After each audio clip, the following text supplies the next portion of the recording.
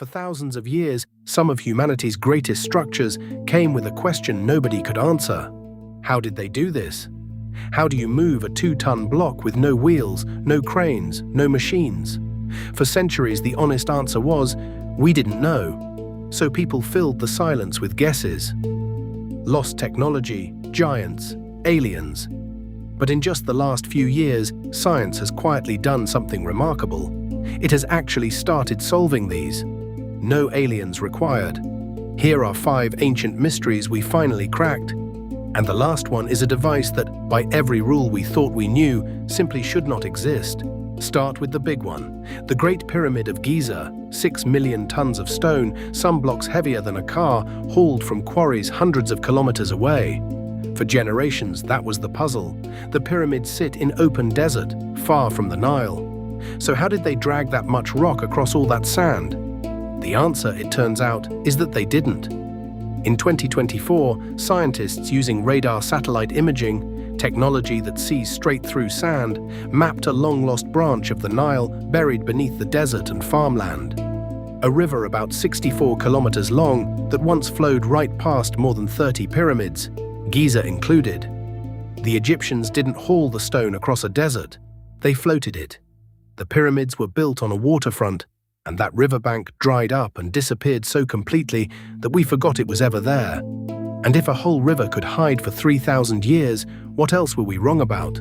Fast forward to Rome. Their harbors have sat in seawater for 2,000 years, and they're fine. Meanwhile, we pour a concrete bridge and it's crumbling in 50. For decades, engineers assumed the Romans had some lost recipe, a secret ingredient we couldn't reproduce. In 2023, an MIT-led team found the real answer, and it was hiding in plain sight. Roman concrete is full of tiny white chunks called lime clasts. Scientists had long dismissed them as sloppy mixing, just a mistake. They were the opposite of a mistake. When a crack forms and water seeps in, it reacts with those lime clasts and grows fresh mineral crystals that fill the crack back up. The concrete literally heals itself. The Romans weren't hiding a secret. We'd been looking at their genius for a century and calling it a flaw.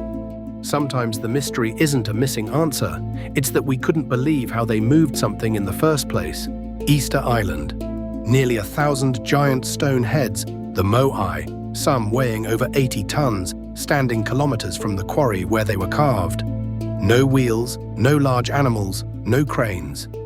The islanders' own oral tradition had an answer, but scientists dismissed it for years because it sounded impossible. The legends said the statues walked. It turns out they were right. The statues' bases aren't flat, they're D-shaped and tilted forward, so the statue naturally wants to rock. Researchers took a full-scale replica, tied ropes to each side and the back, and, with just 18 people, walked a multi-ton statue down a road, rocking it left, right, left, like you'd shuffle a heavy fridge across a kitchen. What sounded like a myth was an engineering instruction, passed down for centuries in a single word: walked. But the strangest part of that story is that sometimes the stone traveled much, much farther than anyone believed possible. Stonehenge. We've known for a while that its famous blue stones came from Wales, a serious journey in itself. But at the very center lies a different slab, the 6-ton altar stone, and everyone assumed it was Welsh too. In 2024, geologists put tiny fragments of it under chemical analysis, matched the mineral fingerprint. And it didn't come from Wales at all. It came from northeast Scotland. That's over 750 kilometers away, likely moved by sea. Think about what that means. 5,000 years ago, people with no metal tools and no written language coordinated the transport of a 6-ton rock across nearly the entire length of Britain. Stonehenge isn't just a monument, it's proof that Neolithic Britain was far more connected and far more capable than we ever gave it credit for. Which brings us to the one that broke the rules entirely. In 1901, divers pulled a lump of corroded bronze from a Roman-era shipwreck near the Greek island of Antikythera. For decades it sat in a museum, ignored, just a crusty rock with something metal inside. Then researchers put it under X-ray and CT scanning. And what they found rewrote the history of technology. Inside were dozens of precision bronze gears, at least 30 survive, meshed together like the inside of a clock. This device, built more than 2,000 years ago, could track the sun and the moon, predict eclipses years in advance, show the phases of the moon, and even follow the positions of the planets across the sky. It's a hand-cranked analog computer. And here's the part that stops you cold.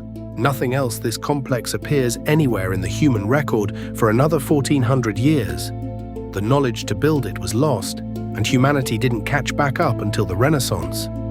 We didn't just solve the mystery of what it was, we proved that the ancient world touched something we assumed only modern people could, and then forgot it for over 1,000 years. None of these needed aliens. They needed rivers, chemistry, ropes, and patience, and enough time for the answer to surface. If a lost river and a self-healing recipe are your kind of thing, subscribe. This is exactly what we do here every week.